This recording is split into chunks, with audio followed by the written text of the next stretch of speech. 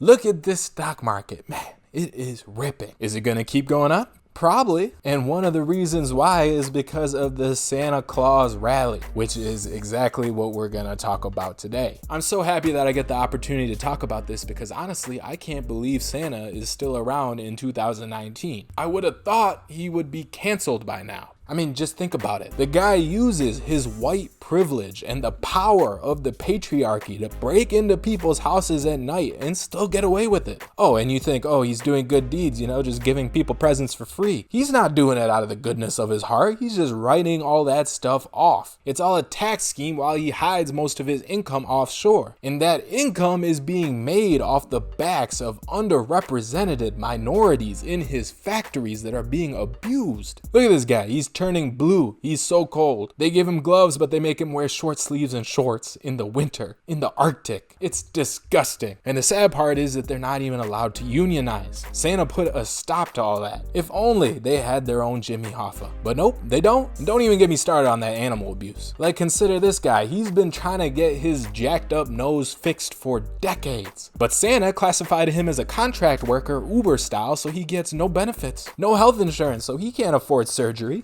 So he's forced to keep his radioactive nose tumor. It is so sad. But honestly, I'm okay with it because as long as Santa is causing this Santa rally and all my stocks are going higher, things are good. Especially because I got my NASDAQ All-Star system at work for me. This is the momentum trading system I use for most of my funds, so it is profiting real nicely off this stock trend. This raging bull market has been good for profits. You can check it out too. It's only open until this Sunday at midnight. So if you want to check it out, I put a link down below in the description and comments that will take you to another video that will explain more all about it. Definitely check that out. Take advantage of this Santa Claus rally, which I'm still going to explain, don't worry. But it'll be gone Sunday, so do it. Okay, Santa Claus rally. So the Santa Claus rally is basically a sustained increase in the stock market that occurs in the last week of December through the first 2 trading days in January. I don't know why they wrote it like that, but basically the market goes up from the last week of December to the first 2 days in January. And really, when you talk about this stuff like the Santa Claus rally or the January effect, or maybe you've heard that phrase sell in May and go away, all that stuff is just talking about seasonality. And when it comes to seasonality, a lot of traders and investors feel very strongly one way or another about it. In my opinion, seasonality, it's interesting, I guess, but I don't really use it in my analysis. I just think there's a lot better things we can use, but it is a thing, and some people swear by it. And if you ever heard someone refer to the Stock Trader's Almanac, that is basically a provider of this seasonality analysis. So one of the things it says is that since 1969, the Santa Claus rally has yielded positive returns in 34 of the past 45 holiday seasons. So that's another thing. The reason why these seasonality things happen is because they're looking at historical data, like what usually happens during the season or time frame. Doesn't happen all the time, but for most of the time, what happens? So 34 out of 45, is most of the time. So it says that they've had positive returns the last 5 trading days of the year and the first 2 trading days after New Year's. The average cumulative return over these days is 1.4%, and returns are positive in each of the 7 days of the rally on average. So that's kind of how they look at seasonality. They'll give you stats like that. But again, it's all probabilities. It doesn't mean it's for sure going to happen. Because, even though it looks pretty good this year, it looks like we're going to get that Santa Claus rally. Do you remember last year? Last year going into 2019 was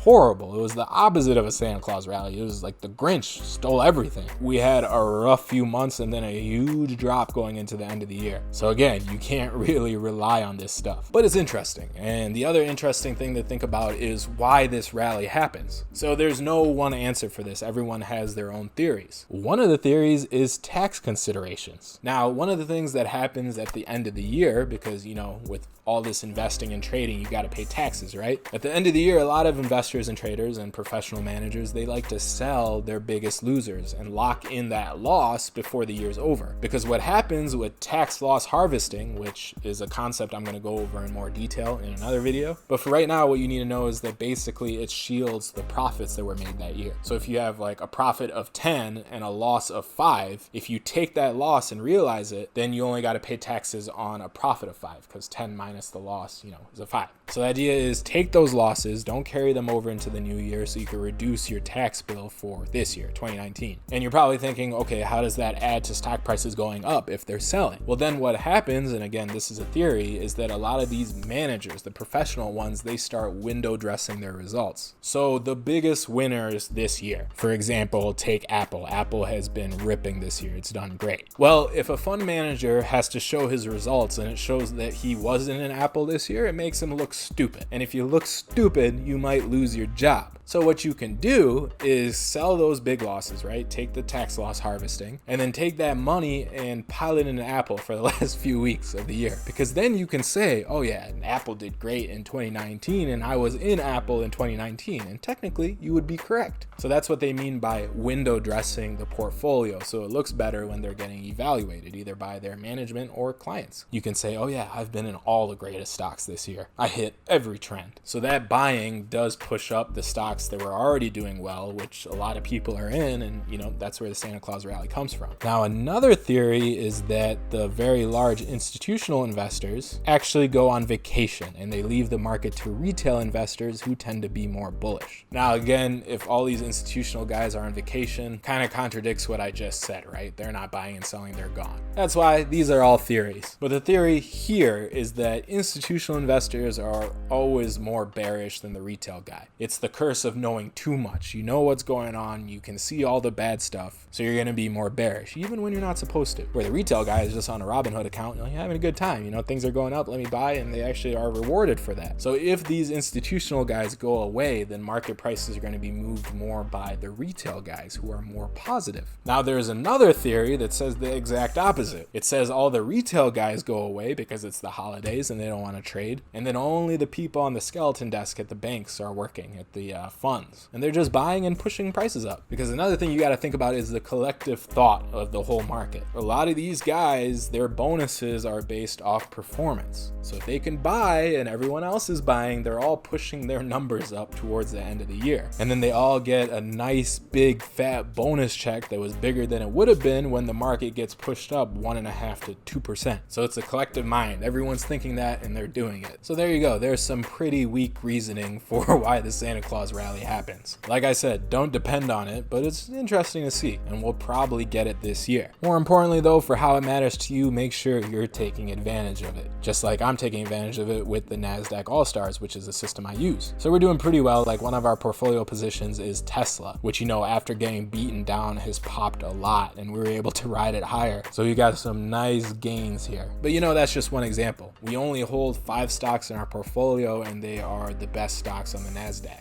And by best, I mean they have the most momentum, so the most likelihood of going higher. So again, if you want to learn more about that, then check out the video in the description and comments of this video. It'll take you to another video, which will go into the NASDAQ All-Stars a lot more in depth, so you know what I'm talking about and you can see how it could help you. Definitely do that. Check it out because it's closing down on Sunday, and then I'm not going to open it up until probably June, if at that. So that's a long time. You don't want to miss out. And if you haven't already, make sure you subscribe to this channel and hit that notification bell so you get an email notification of all the new videos we do. We got a few more coming this week before the holidays. So subscribe and I'll see you in the next ones. Stay fallible out there. Bye.